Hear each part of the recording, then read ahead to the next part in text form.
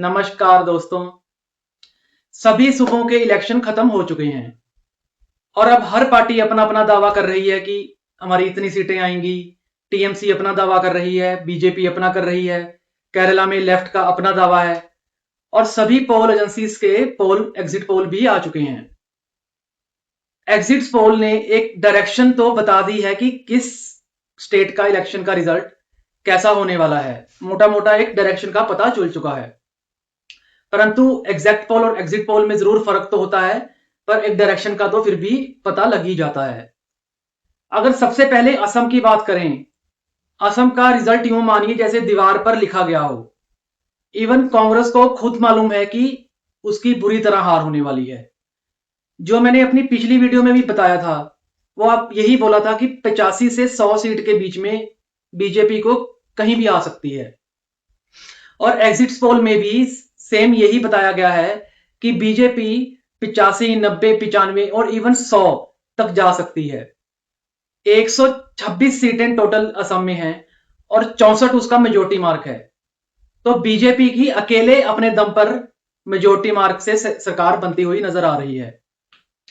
अब भी 90 से 95, 100 कहीं भी उसकी सीट्स आने के चांसेस हैं और कांग्रेस वहीं 22 से 25 सीट्स तक आती हुई नजर आ रही है।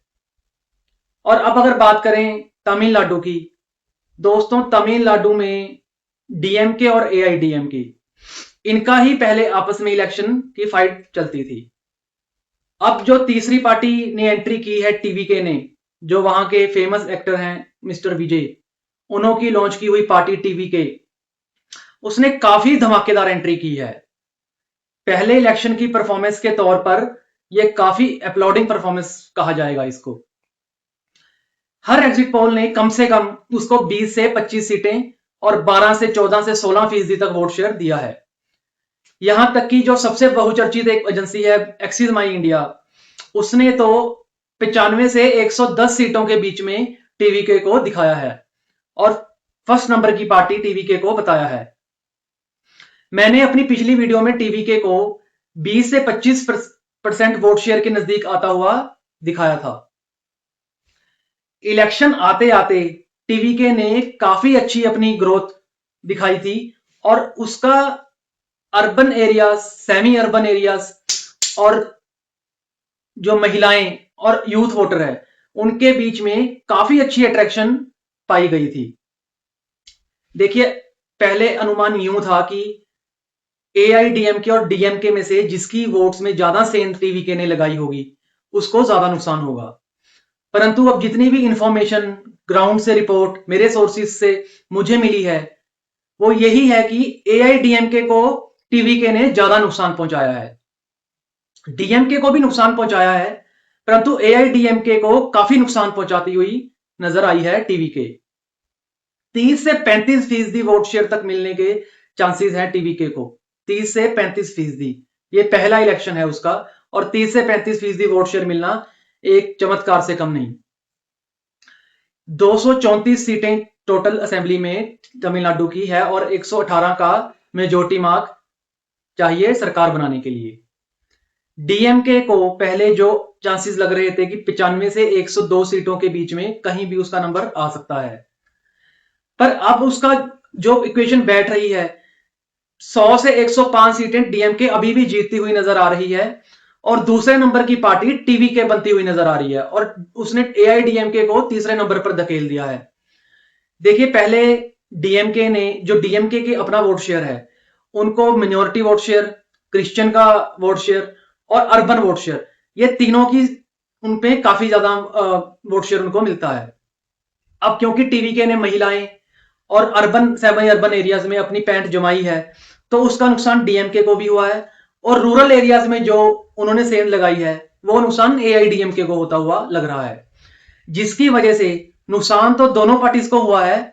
पर डीएमके को जितनी लीड थी पिछले इलेक्शन से, वो उससे हल्का सा नीचे आती हुई दिख रही है, पर ऐसा नहीं कि उसकी सरकार चली जाएगी। बाकी 4 मई के बाद ही असली आंकड़े आएंगे।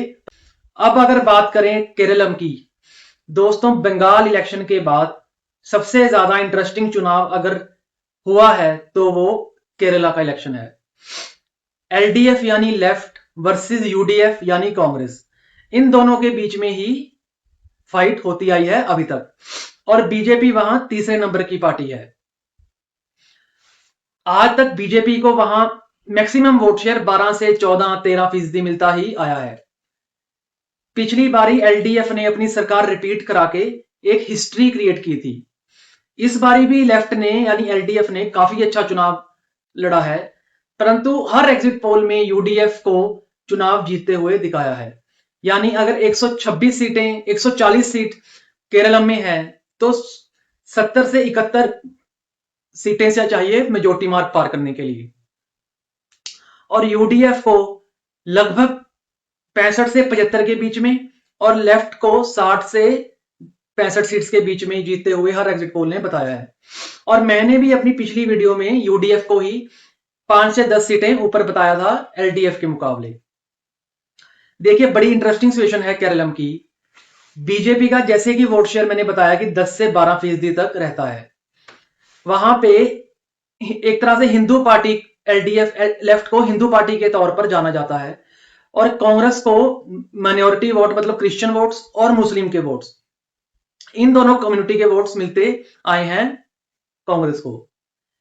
तो जब भी बीजेपी का वोट शेयर बढ़ता है उससे कांग्रेस को फायदा होता है।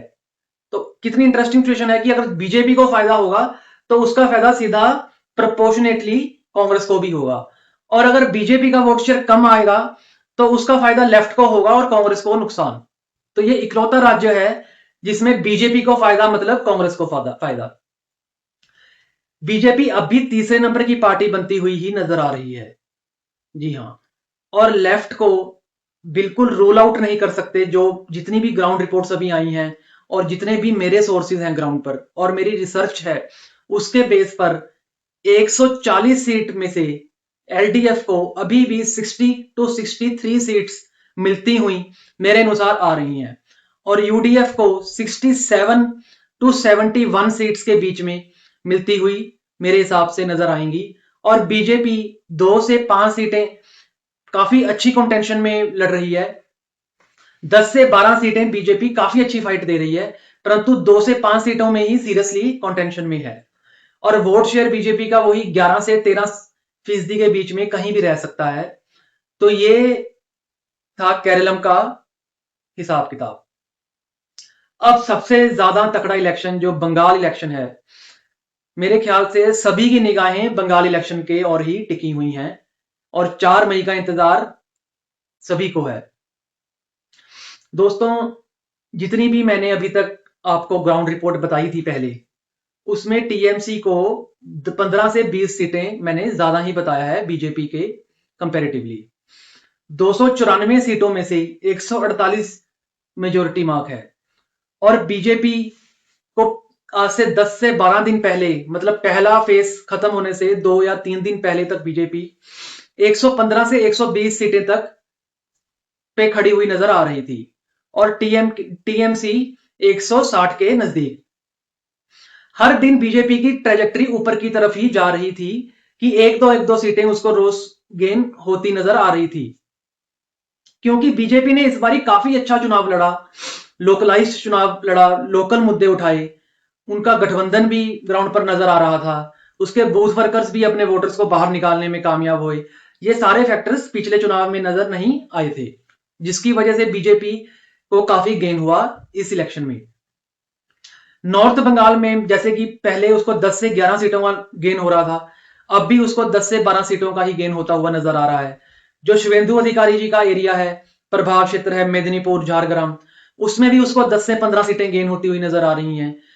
फिर बांकुरा, पुरुलिया, आसनसोल, यहां भी इस इलाके में बीजेपी को 10 से 15 सीटें आराम से गेन होती हुई नजर आ रही हैं।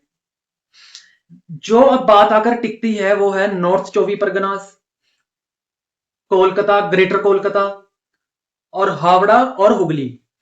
इनमें मोटा मोटा 80 सीट्स के 80 से 90 सीटें आती हैं। यहां बीजेपी को 50% स्ट्राइक रेट पाना ही होगा अगर उसने अपनी सरकार बनानी है। यह सीधा सीधा हिसाब किताब नजर आ रहा है।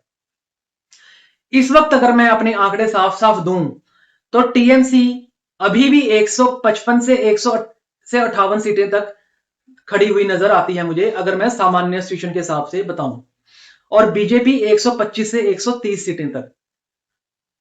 देखिए टीएमसी का वोट शेयर मुझे 45% से नीचे गिरता हुआ नहीं नजर आ रहा। 30% वोट शेयर उसको मुस्लिम कम्युनिटी का सीधा सीधा एक मुश्त मिलता हुआ नजर आ रहा है। उसकी जो 1500 रुपए पर महीना लेडीज के लिए स्कीम है, उसकी वजह से 40 से 50% हिंदू महिलाएं अभी भी टीएमसी के साथ खड़ी हुई नजर आ रही हैं। और तीसरा फैक्टर बंगाली अस्मिता की वजह से बांग्ला भाषी जो वेस्ट बंगाल के नागरिक हैं, उनका 70 से 80% वोट अभी भी टीएमसी के साथ आराम से जा रहा है। अगर मैं इन तीनों को ऐड करूं तो टीएमसी का वोट शेयर अभी भी 44 से 45% तक बैठता है। और बीजेपी को 70% हिंदुओं का 65 से 70% तक वोट शेयर चाहिए, यानी 70% हिंदुओं का 2/3। पिछले चुनाव में बीजेपी को इनका 55% तक हिंदू वोट शेयर मिला था। अभी तक जो भी मेरे सोर्सेज ग्राउंड पर हैं और मेरी रिसर्च जो अभी तक मैंने जितनी भी इंफॉर्मेशन कंपाइल की है, उसके अनुसार बीजेपी को 63 से 65% तक मैक्सिमम वोट मिल रहा है हिंदूज का, जिससे अगर हम ऐड ऑन करें तो 41 से 42% तक वोट शेयर बैठता है। और ये जो 3 से 4% वोट शेयर का गैप है, इन्हीं की वजह से टीएमसी अभी भी 20 सीटें आगे चल रही है बीजेपी से, जो कि मेरे अनुसार मेरा कहना है। परंतु जो ये 4 डिस्ट्रिक्ट मैंने आपको बताए, north 24 Pargana, north Kolkata, south Kolkata, Howrah और हुगली, इन चारों पांचों डिस्ट्रिक्ट्स में अगर बीजेपी इन 80-90 सीटों में 50% अपना स्ट्राइक रेट ले आती है तो बीजेपी 148 का मेजोरिटी मार्क हासिल कर जाएगी, क्योंकि इन्हीं में टीएमसी का वोट शेयर ज्यादा बसा हुआ है। और यहां से अगर बीजेपी को वोट मिला तो बीजेपी के लिए ये गुड न्यूज हो सकती है। परंतु अगर मैं ऑनेस्टली अभी भी अपने नंबर बताऊं तो बीजेपी अभी भी 15 से 20 सीटें मुझे पीछे मेजोरिटी मार्क के लग रही है। केरला में यूडीएफ 5 से 10 सीट्स ऊपर नजर आ रही है, परंतु अगर बीजेपी का वोट शेयर कम रहा तो यूडीएफ फिर से अपनी सरकार बनाने में कामयाब हो जाएगी, ये मैं स्पष्ट तौर पर आपको कह रहा हूं। तमिलनाडु में डीएमके 5 से 10 सीटें मेजोरिटी मार्क से कम है, परंतु पहले नंबर की पार्टी बनने जा रही है और टीवीके ने काफी अच्छा चुनाव लड़ा है। इससे पहले आज तक अरविंद केजरीवाल जी ने ही पहली बार चुनाव लड़के दिल्ली में 30 से 32 सीटें लाकर इतिहास रचा था। तो दूसरे नंबर की पार्टी टीवीके और एआईडीएमके बीजेपी का गठबंधन तीसरे नंबर पर। असम में एक लाइन में चुनाव का रिजल्ट खत्म कर सकता हूं कि बीजेपी की 90 से 100 सीटें वन साइडेड रिजल्ट। और बंगाल में बीजेपी अभी भी 15 से 20 सीटें मेजोरिटी मार्क से पीछे नजर आ रही है। तो ये सारे स्टेट्स का लेखा जोखा था। Please like, subscribe and share my channel. जय हिंद। नेक्स्ट वीडियो में मिलेंगे।